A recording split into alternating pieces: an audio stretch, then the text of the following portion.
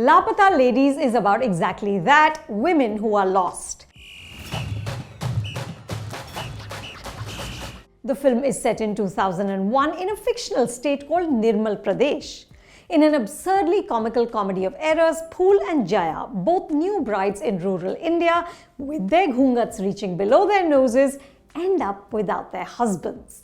But these women are also lost metaphorically. They are chained by their own conditioning and oppressive patriarchal structures. In the lunchbox, Nawazuddin Siddiqui's character Sheikh famously proclaims, "Kabhi kabhi galat train bhi sahi jagah pahuncha deti hai." For Jaya and Phool, the opposite happens. A sahi train takes them to the galat jagah, which helps them to get on the right track. The beauty is that director Kiran Rao tells this fiercely feminist story not like a sermon delivered from a soapbox, but like a fairy tale that's grounded. There is a sweetness and a simplicity running through every frame. Most of the people Phool and Jaya meet are inherently decent. The same scenario, young women lost and alone, could constitute a horror film.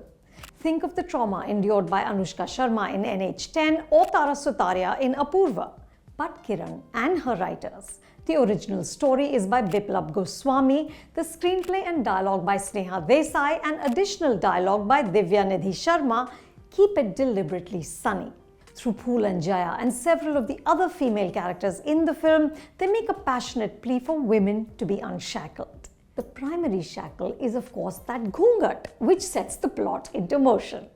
Early in the film, Phool is told that now that she's in a veil, she must look down and not ahead. Kiran gives us POV shots from inside the ghungat. All Phool and Jaya can see are shoes. The veil also prevents the women from being found. When the local cop Shyam Manohar asks for a photo, Phool's husband Deepak offers the sole one he has from their marriage, in which Phool's face is entirely covered.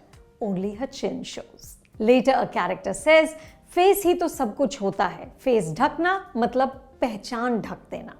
And the film smartly makes the point that this burying of a woman's identity is across faiths.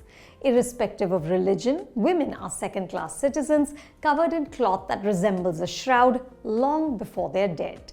Again, this is done with levity. Humor is Kiran's not-so-secret weapon. It makes the messaging much more palatable. Laapataa Ladies takes genial potshots in all directions.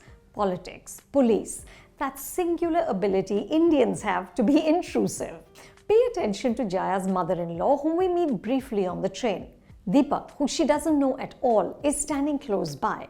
But she doesn't hesitate in asking about his dowry or reaching over, feeling the material of his suit and declaring that her son's is better. Her son Pradeep, whom Jaya has married, is frankly awful. In contrast, Phool's husband adores her. There's a lovely scene in which he declares his affection with great effort and pride. The women are also opposites. Phool is timid, conservative, ignorant. Jaya is more educated, ambitious, and furtive. She lies, and she's clearly hiding something. But eventually, both women help each other to find their way.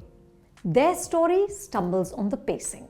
Like Kiran's first film, Dhobi Ghat, Laapataa Ladies also sometimes becomes lethargic. The songs by Ram Sampath are melodious and enhance the rootedness of this world, but they don't propel the narrative enough. And in places, the messaging is just too on the nose.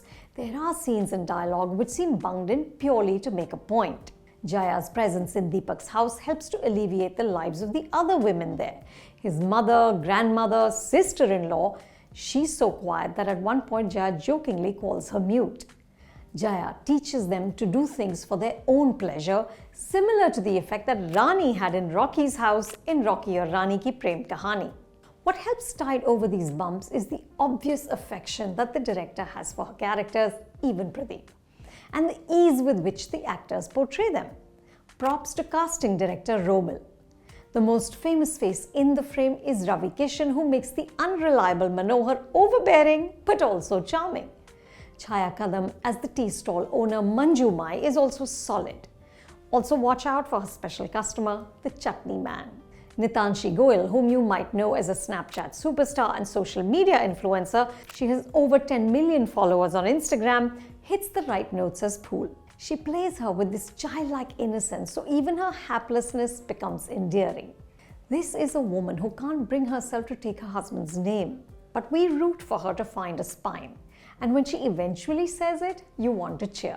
Pratibha Ranta, who's worked mostly in television, is equally solid as Jaya.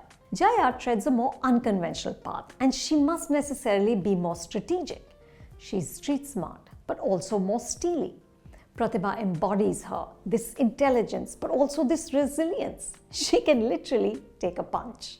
But my favorite was Sparsh Srivastav as the besotted Deepak. There is such sweetness in his longing for his Laapataa wife. And that scene in which he tells Phool how he feels is just superb. Laapataa Ladies made me smile. It also made me tear up for the strength and the struggles of women everywhere. But Kiran leaves you hopeful that despite the Herculean obstacles, like Phool and Jaya, we will all eventually find our way. You can see the film at a theatre near you. If you like this review, do subscribe to Reviews and More. दोस्तों, ज़िंदगी में अक्सर हम ऐसे cross road पर खड़े होते हैं जहां हमें समझ में नहीं आता कि अपना जॉब करते रहें या छोड़कर बम्बई चले जाएं, फिल्मों के लिए लिखना शुरू करें, जो पढ़ाई कर रहे हैं वो करते रहें या किसी फिल्म स्कूल को ज्वाइन कर लें। ये फैसले आसान नहीं होते। आप हमारे साथ 2 घंटे का ये कोर्स कीजिए, FC क्लासरूम की तरफ से स्क्रीन राइटिंग मास्टर क्लास। मुझे ऐसा लगता है कि ये कोर्स करने के बाद सिर्फ 2 घंटे बाद आप इस फैसले को बेहतर ले पाएंगे। आइए ज्वाइन कीजिए फिल्म कंपेनियन के YouTube चैनल पर।